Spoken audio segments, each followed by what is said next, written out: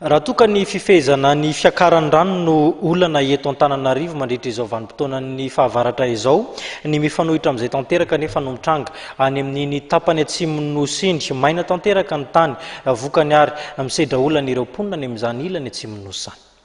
Tao anatin'ny iray volana sy tapany dia tsy nilatsaka ny orana tao amin'ny faritra Atsimo Andrefana. Vokatr'izay maina ny tany, simba ny voly ary mandindona ny kerehany toerana. Raha ny akon'ilay fahamainandro aloha amin'izao fotoana izao laha amin'ny faritra Atsimo Andrefana dia maina dia maina tokoa. Nisy fotoana tonga ny orana tamin'ny iray volana lasa zay tamin'ny faraparany oktobra teo dia samby ny fandrombaka nanao fambolena daholo ny tantsaha. Nefa amin'izao fotoana izao dia mihena tsikelikely zany ireo fambolena ireo satria maty ny ainandro.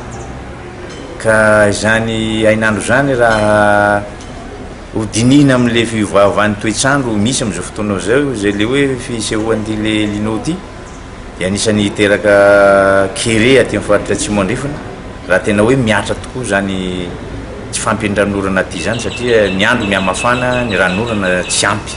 Raha vao tonga ny orana zany dia fa anisany karazany fandrefesana kere avy hatrany zany ny tsy fahazoana ranorana mandritra nyty desambra ty satria zay voly efa vita teo zany maty tanteraka.